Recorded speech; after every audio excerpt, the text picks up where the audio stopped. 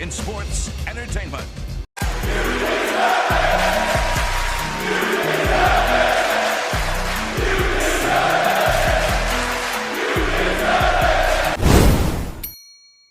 Raw is War kali ini dimulai dengan hal yang terjadi minggu lalu di mana Helmsley ngepin Shamrock dan wasit menghitung. Ternyata saat off air, Ken Shamrock masih kick out di hitungan ke-2,5.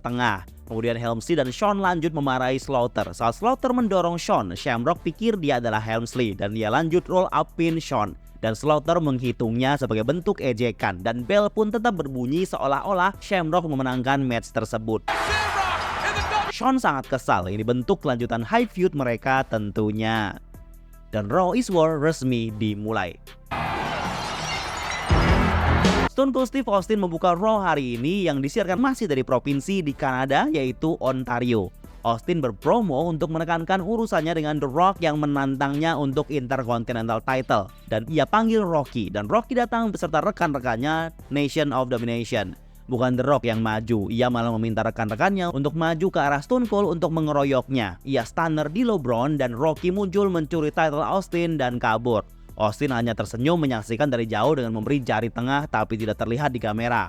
Austin kemudian marah ke Jim Ross yang saat itu juga punya jabatan di belakang layar. Ia mengancam Jim Ross bahwa akan mengurusi urusan ini. Marc Mero, pegulat gaya petinju bersama Sable, siap bertanding di opening contest. Seperti minggu lalu, Butterbean juga hadir di Raw malam ini dan Mero tidak buang-buang waktu langsung konfrontasi dengannya. Kemudian Jerry the King Lawler yang jadi lawan Mero. Di tengah match, Brian Christopher yang punya masalah dengan Mero hadir di match ini untuk mendukung Lawler. Match berakhir diskualifikasi saat Sable mengganggu kuncian Lawler. Kemudian Mero lanjut low blow dan membantingnya. Mero lanjut memarahi Sable yang membuatnya didiskualifikasi. Segmen berikutnya adalah interview Vince McMahon untuk penjelasan atau klarifikasinya terkait insiden minggu lalu di Survivor Series yaitu Montreal Screwjob. Jim Ross menanyakan apa yang sebenarnya terjadi. Buat yang pengen tahu kejadiannya sudah saya bahas ya. Well, dalam interview ini Vince bilang kalau yang mengacaukan Bret Hart di insiden tersebut bukan wasit, bukan Shawn dan bukan dirinya, tapi Bret Hart sendirilah. Bret screwed Bret. Bret screwed Bret. Vince bilang bahwa Bret tidak menghargai pencapaian yang WWF berikan kepadanya selama ini, di mana Bret memutuskan kontraknya untuk keluar WWF dan masuk WCW. BTW tanda lebam di mata Vince itu akibat ditonjok Bret Hart di belakang layar ya. Vince lanjut mengungkap hal-hal belakang layar di luar kayfabe yang sebelumnya cukup tabu ditayangkan di TV-nya WWF. Seperti nilai kontrak Bret Hart, dampak insiden tersebut terhadap bisnis WWF, dan Bret yang menonjoknya. Dia memutuskan untuk tidak menuntut Bret ke ranah hukum dan dia bilang dia sudah tidak simpatik dengan Bret.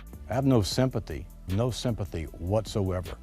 Dua member grup Puerto Rico, Los Borrachos, Miguel Perez dan Savio Vega keluar untuk bertanding. Kemudian keluar Road Dogg dan Billy Gunn dengan musik entrance dan style impersonate grup tersebut. Jelas membuat Borrachos langsung menghajar mereka. Sebelum bel dibunyikan, mereka sudah menghajar satu sama lain. Kemudian dua member Los Borrachos lainnya bergabung untuk membantu rekannya dan Billy Gunn serta Road Dogg kabur. Match tidak jadi. Kemudian video promo Ken Shamrock untuk nge-hype dirinya diputar. Sunny keluar memakai baju wasit untuk mewasiti match hiburan orang kerdil bertopeng. Match unik bergaya luca yang cukup menghibur ini berakhir begitu saja di tengah-tengah match karena lampu mati dan Kane datang. Dan ia keluar dengan ledakan api. Semua pegulat kerdil tersebut kabur. Terus ada The Headbanger datang untuk mengatasi Kane dengan hempasan ke kepala. Tapi Kane tidak bergeming, chokeslam dan tombstone piledriver untuk keduanya. Momen dominasi Kane selesai.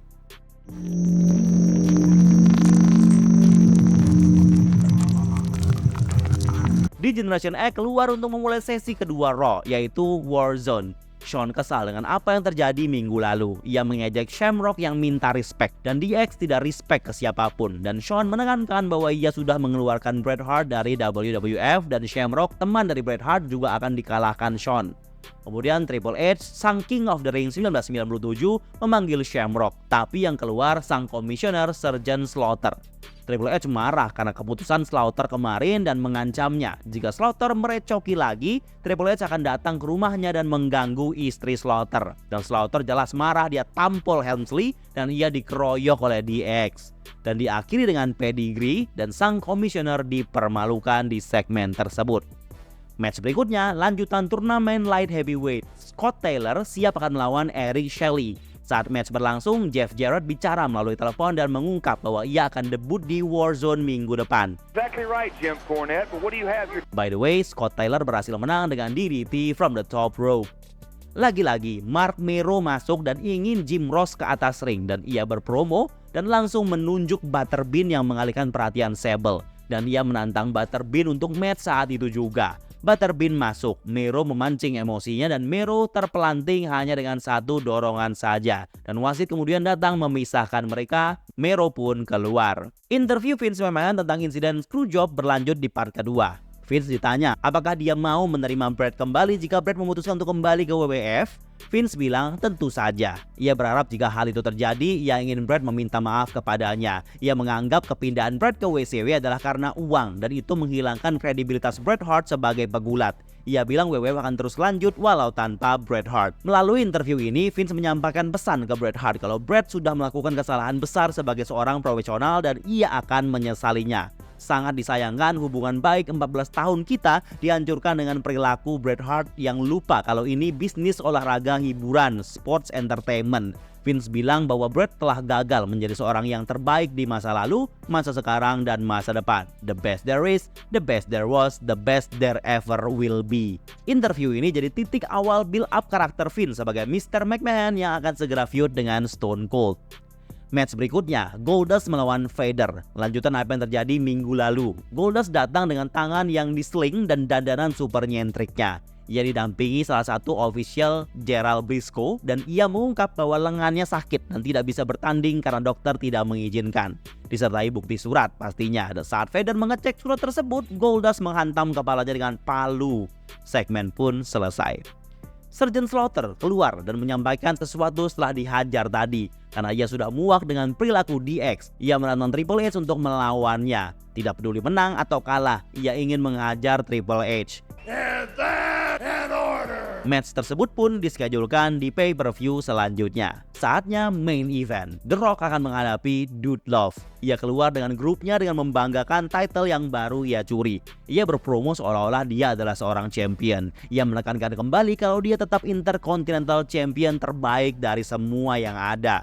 Dude Love keluar, match pun dimulai. Dan di ending, Dude Love memberikan finisher DDT-nya dan lanjut pin. Tetapi Nation Domination menggagalkan pin tersebut dan match jelas berakhir diskualifikasi. Seperti diduga, Stone Cold datang dan ingin sabuknya kembali, tapi The Rock berhasil kabur. Warzone selesai.